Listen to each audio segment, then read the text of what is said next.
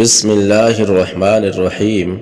شروع اللہ کے نام سے جو بڑا مہربان اور نہایت رحم کرنے والا ہے۔ ایک شرابی کے ہاں ہر وقت شراب کا دور رہتا تھا۔ ایک مرتبہ اس کے دوست احباب جمع تھے، شراب تیار تھی۔ اس نے اپنے غلام کو 4 درہم دیے کہ شراب پینے سے پہلے دوستوں کو کھلانے کے لیے کچھ پھل خرید کر لائے۔ وہ غلام بازار جا رہا تھا کہ راستے میں حضرت منصور بن عمار بصری رحمۃ اللہ علیہ کی مجلس پر گزر ہوا۔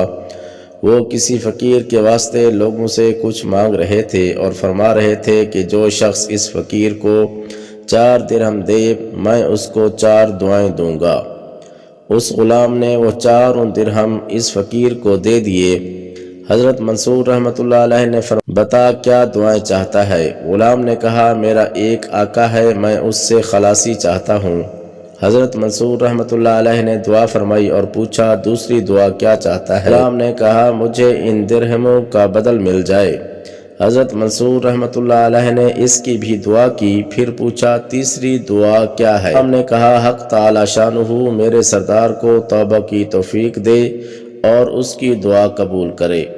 آپ رحمۃ اللہ علیہ نے اس کی بھی دعا کی، پھر پوچھا چوتھی دعا کیا ہے؟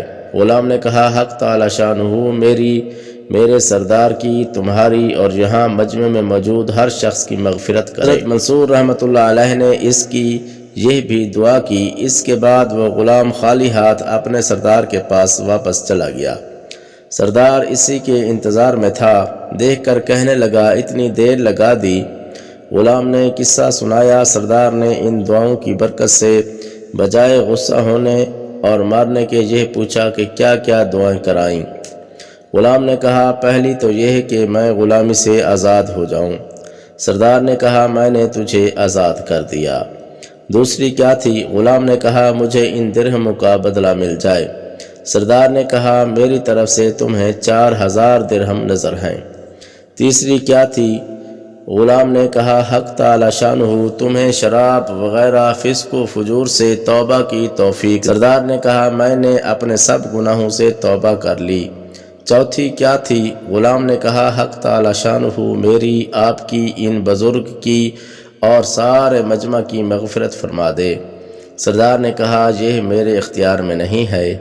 رات کو سردار کو خواب میں ایک آواز سنائی دی، جب تو نے وہ تینوں کام کر دیے جو تیرے اختیار میں تھے تو کیا تیرا یہ خیال ہے کہ اللہ وہ کام نہیں کرے گا جس پر وہ قادر ہے؟ اللہ نے تیری، اس غلام کی، منصور کی اور اس سارے مجمع کی مغفرت کر دی ہے۔